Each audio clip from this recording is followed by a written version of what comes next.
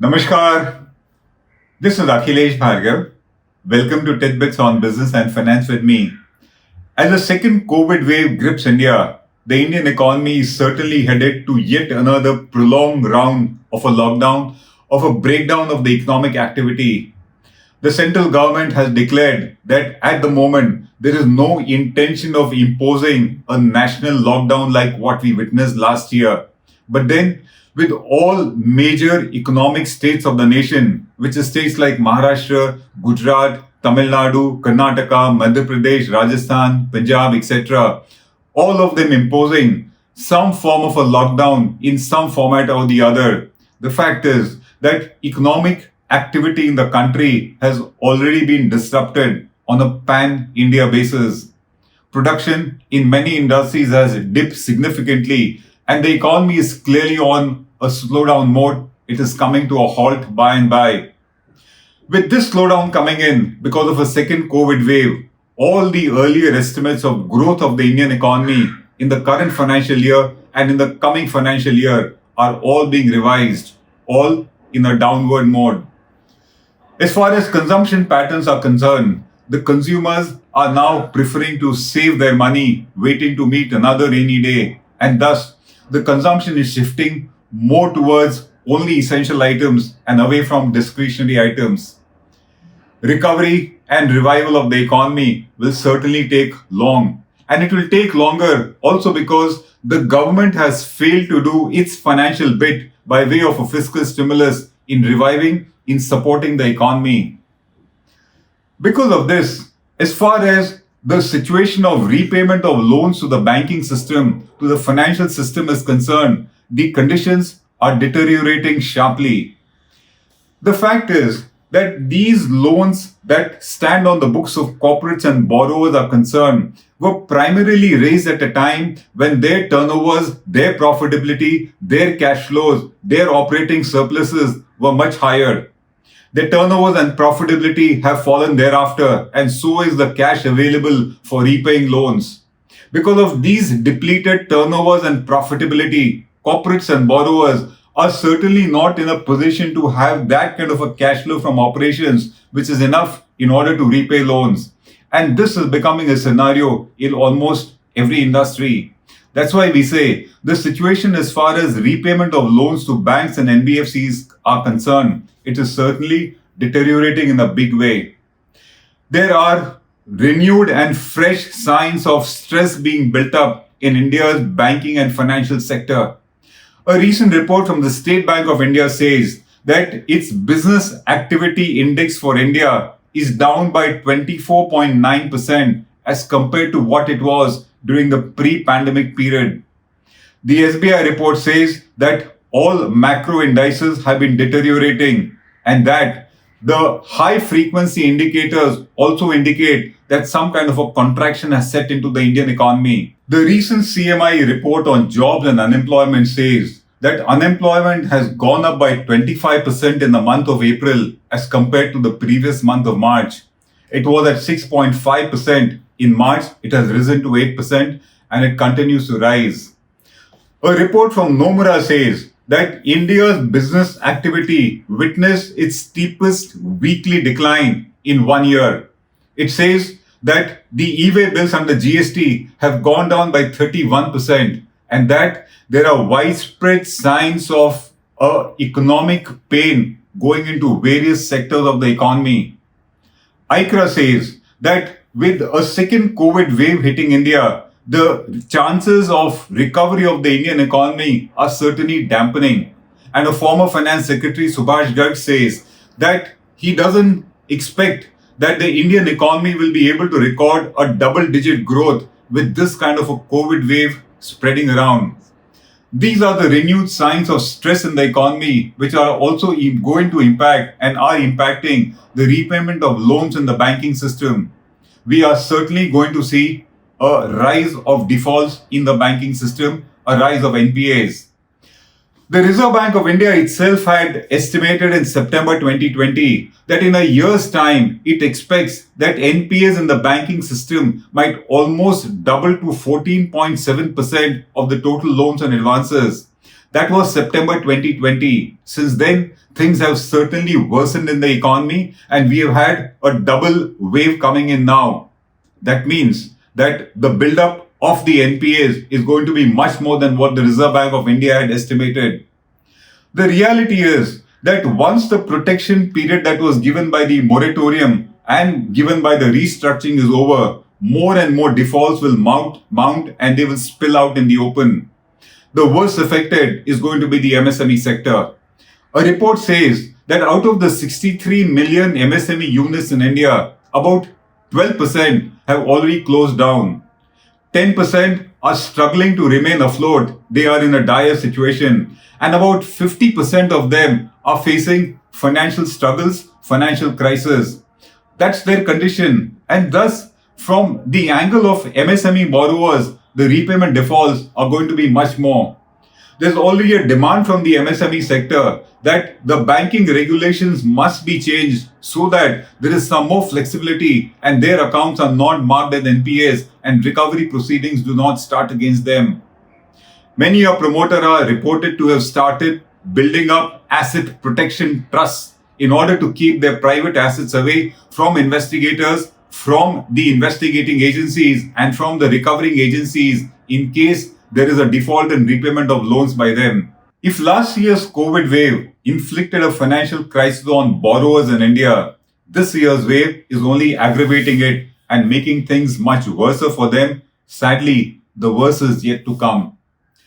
Because of this situation, today, borrowers just do not have the money and resources in order to repay bank loans. And because of that, we think there's going to be a substantial rise in defaults and NPAs in the system.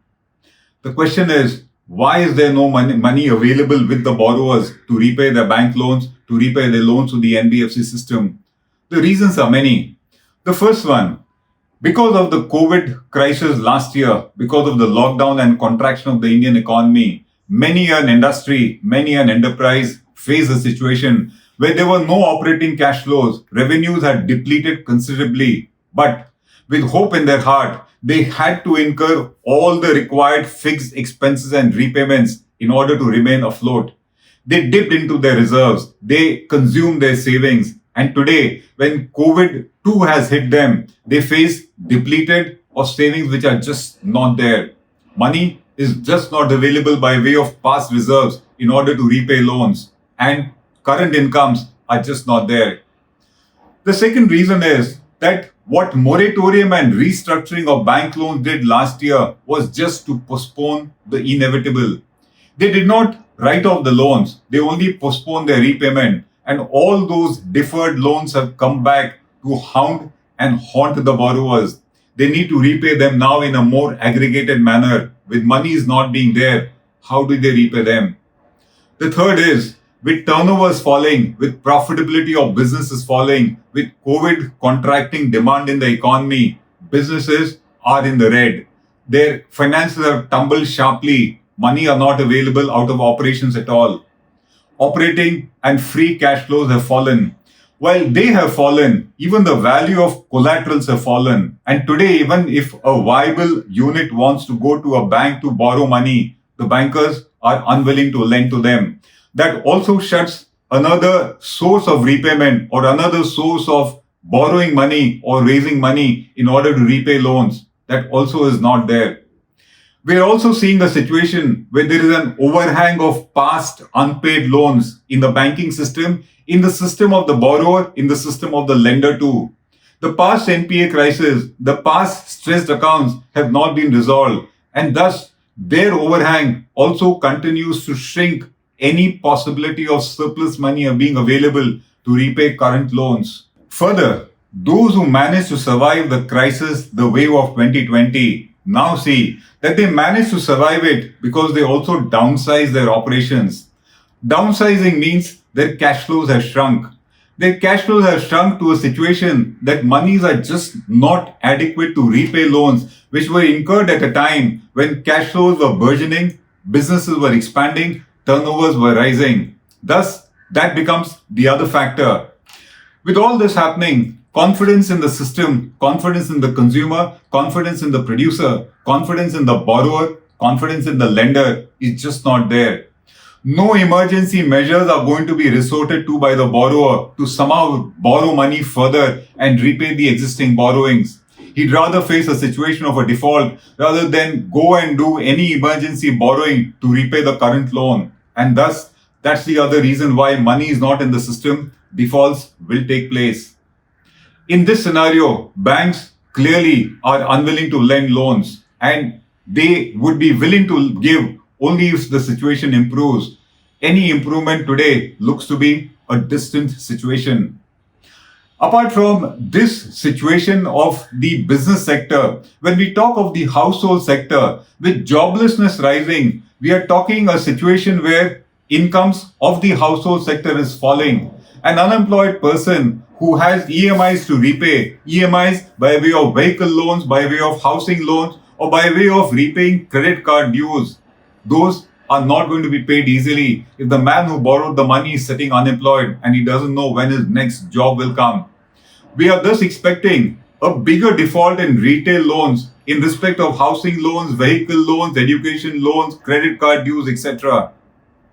In all this, if at all there was a government stimulus, a financial support coming from the government, it would have made things much better. But that has not happened in India. We have all been left to fend for ourselves. Government direct financial support has not come. And that further explains why money is not in the system available in order to repay bank loans. If you compare the situation of India with that of a country like Canada and USA, where their governments indulge in generous fiscal stimulus, then you will see the stark difference and you will see what happens when the government gives a good fiscal support.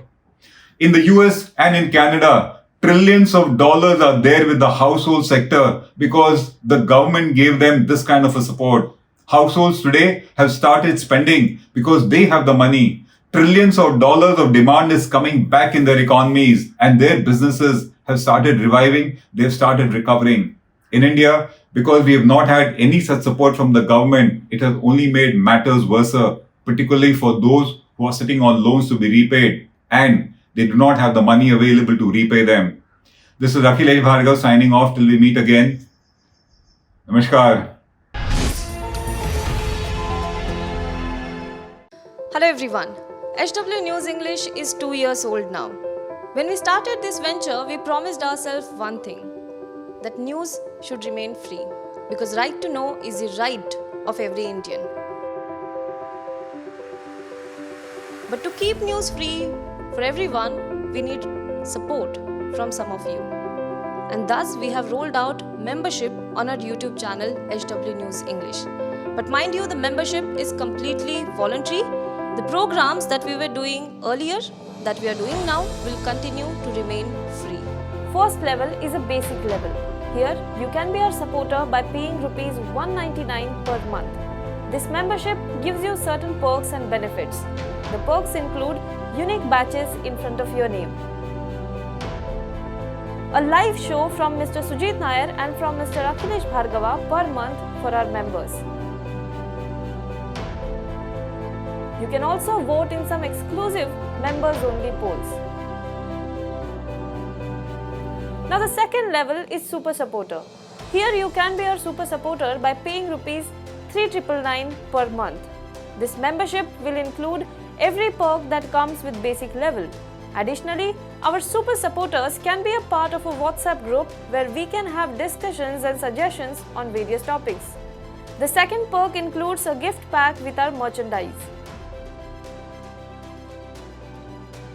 And the third perk is a Google Meet with Mr. Sujit Nair, where you can join the meet and ask your questions to Mr. Nair face to face. Lastly, if you like, we would give a shout out to our super supporters in our programs. So, hope to see you soon with our badges.